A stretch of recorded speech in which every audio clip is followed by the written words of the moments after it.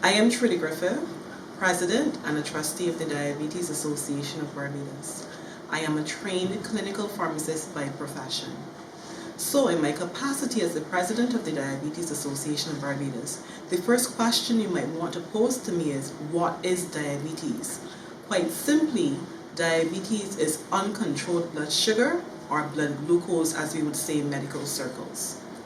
What is the implication of having uncontrolled blood sugar? It means that your body is going to have damage to many of the organs, including your eyes, your brain, your heart, your kidneys, and even your feet. Your sexuality may even be affected because it will impact on sexual performance. So that is why it is important for us all across the island to have our blood sugars under control. What is the difference between type 1 and type 2 diabetes? First, let me start by saying that there are many types of diabetes, of which type 1 and type 2 are the most commonly known. So let's start talking about what is diabetes from a physiological perspective, that is, what is going on in the body. It means that your pancreas, which is the organ in your body responsible for producing insulin, is not functioning as it ought to. You may actually have a problem with the insulin not working well, or the pancreas might not be producing enough insulin.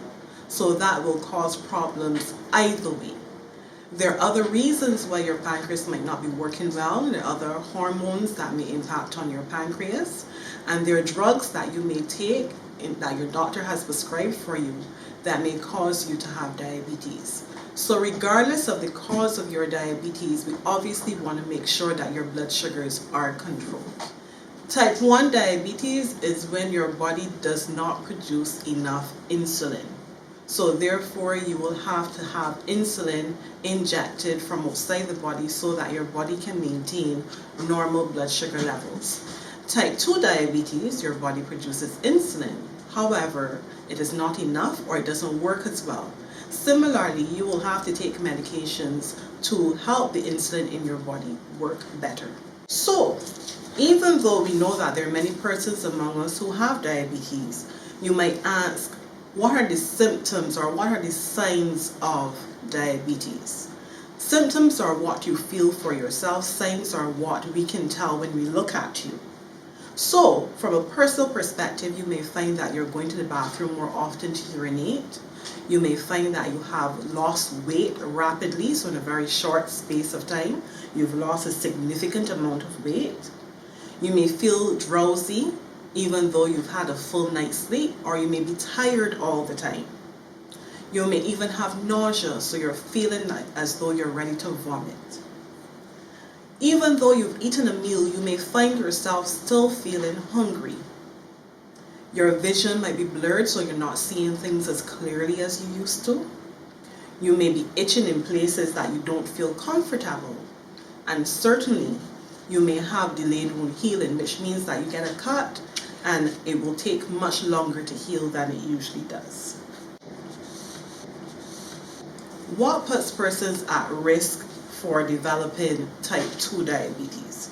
Certainly, I think we're all aware of this. Obesity is a major factor as it relates to diabetes. So therefore, this is something that we need to address all across the island. Lack of exercise and having a more sedentary lifestyle.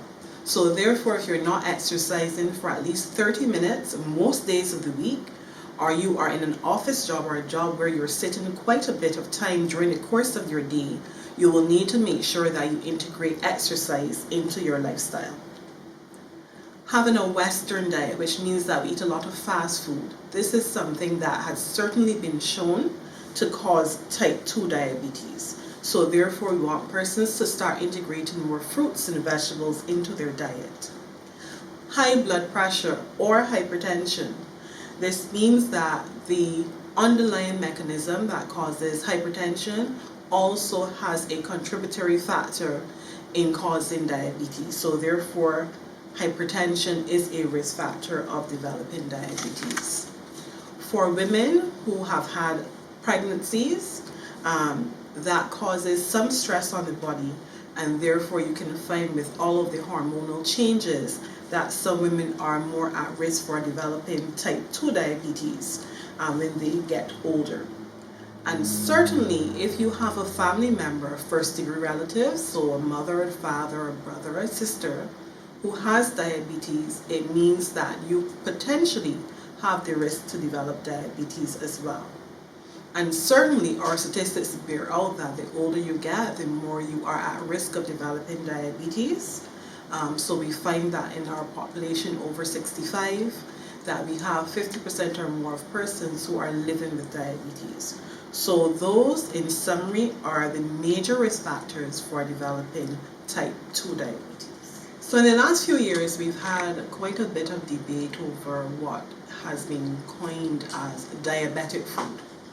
And one of the things that we recognize is that historically persons have been advised, as long as they have been diagnosed with diabetes, that they're supposed to avoid certain foods.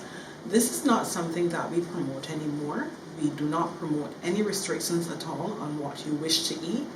We say you can eat anything you want to eat, but you can do so in moderation. So the challenge with diabetic food is that it's probably going to be higher in price, and you really have to examine the nutritional content and make sure that it contains what it says it does. So I would advise anyone, regardless of your diabetes status, when you are consuming foods, when you wish to purchase something, you look at the nutritional content. If it's a processed food, look at the nutrition label to see what is exactly in the food, because everything that you eat will have an impact on your blood sugar. So therefore you have to make sure that you're eating nutritionally balanced food with regards to not just your carbohydrates, but your proteins, your fats, and your nutrients, like your minerals and your vitamins. So please take care with that.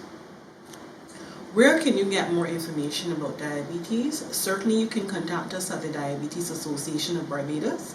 You can visit our website. You can even look for information on other websites that are produced by diabetes associations across the world. And in fact, you can even look for information on our international affiliates website, which is the International Diabetes Federation. Their website is www.idf.org.